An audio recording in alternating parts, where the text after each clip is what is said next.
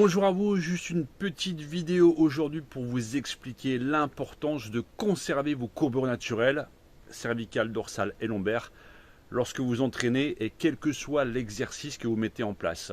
Nous naissons avec une seule courbure et il faut attendre la 10e année chez l'enfant pour terminer le développement des courbures de la colonne vertébrale. Nous avons une syphose, dorsale ou thoracique, et deux lordoses, cervicales et lombaires. Chez les animaux à quatre pattes, qui à ma connaissance ont un peu moins de problèmes de dos que nous, leur centre de gravité est perpendiculaire à l'axe de leur colonne, ce qui fait que leur charge est bien répartie entre leurs pattes avant et leurs pattes arrière. Chez l'homme, lorsque nous sommes debout, notre centre de gravité est parallèle à notre colonne vertébrale. Il est donc quasiment impossible que notre charge soit toujours au milieu de nos appuis, que sont nos pieds.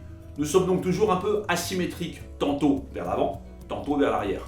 Ces courbures naturelles sont donc essentielles, elles permettent de répartir les charges et les disques intervertébraux peuvent jouer pleinement le rôle d'amortisseur. Lorsque vous êtes allongé sur le dos le soir, votre matelas normalement épouse votre courbure lombaire.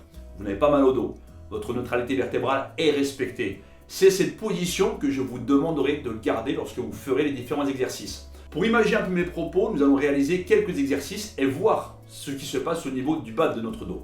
Nous avons vu l'importance de garder sa neutralité vertébrale.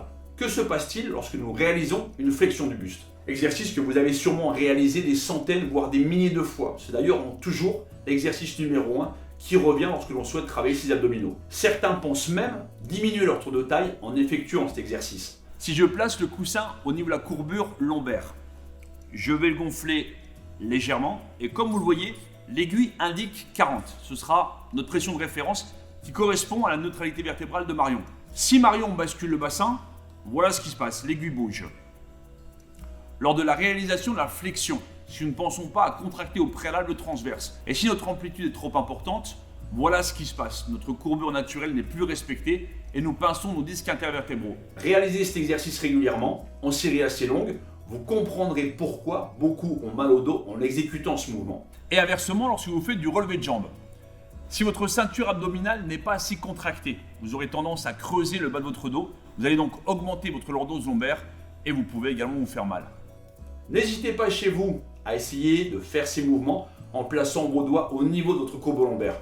Vous allez vous apercevoir très vite que vous allez être obligé de réduire vos amplitudes si vous ne voulez pas creuser ou annuler votre cambrure.